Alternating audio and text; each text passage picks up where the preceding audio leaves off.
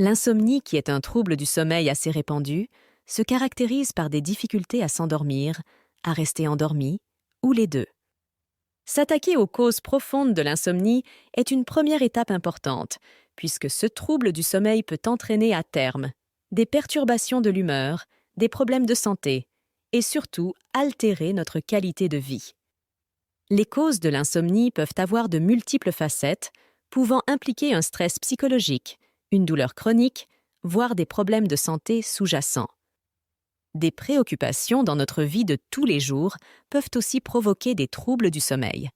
Le stress au travail, une dispute entre proches, des préoccupations financières. Je vais vous donner quelques pistes pour tenter de ne plus avoir d'insomnie. Tout d'abord, essayez de vous créer une routine au coucher. Par exemple, adoptez une activité comme lire quelques pages d'un livre ou écouter une musique apaisante pour créer une séparation mentale avec la journée qui se termine. Pensez aussi à vous détendre dans un bain chaud. Vous pouvez aussi aborder cette routine par une étape de relaxation en utilisant des méthodes telles que la respiration profonde ou la méditation pour détendre le corps et l'esprit. Quelle que soit l'occupation choisie, il faut qu'elle vous soit apaisante. Dans votre routine, définissez des heures fixes pour vous coucher et vous réveiller, même le week-end. Réalisez votre rituel du coucher de la même manière chaque soir. La cohérence est la clé. Maintenant, parlons de votre chambre. La chambre doit être optimisée pour le sommeil, c'est-à-dire que vous devez créer des conditions bénéfiques pour vous endormir. Il est recommandé d'avoir une chambre un peu fraîche, dont la température oscillerait entre 16 et 19 degrés. L'une des raisons à cela est que la température du corps baisse à l'endormissement. C'est aussi à ce moment que notre cerveau libérait de la mélatonine, une hormone qui régule les cycles du sommeil. Une pièce fraîche peut faciliter ce processus, vous permettant ainsi de vous endormir plus rapidement.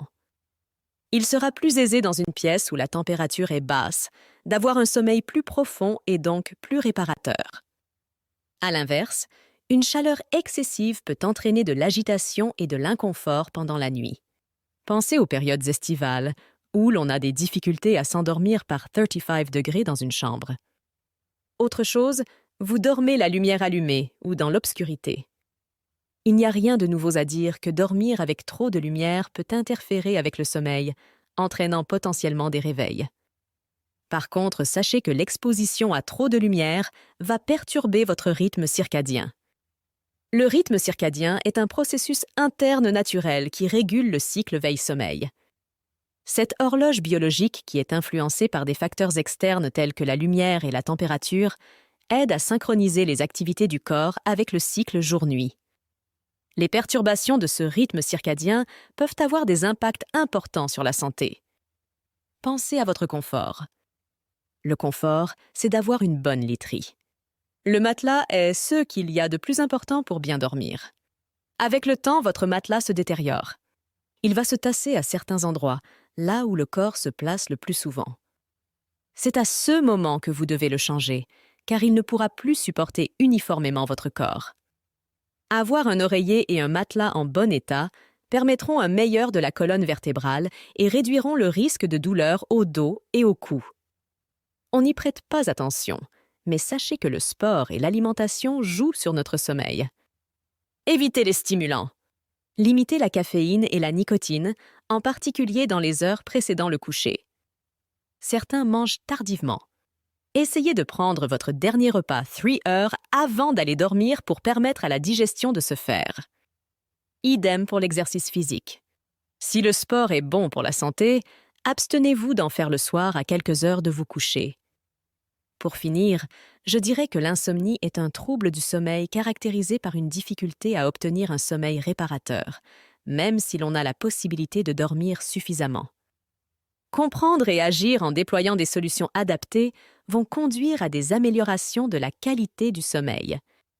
Ces interventions peuvent impliquer des changements de comportement, le recours à une thérapie cognitivo-comportementale pour l'insomnie et, si nécessaire, un accompagnement médical. Les changements dans la vie, tels que le vieillissement ou les modifications d'horaires de travail, vont affecter vos habitudes de sommeil. Comprendre et gérer ces variations est important pour lutter contre l'insomnie.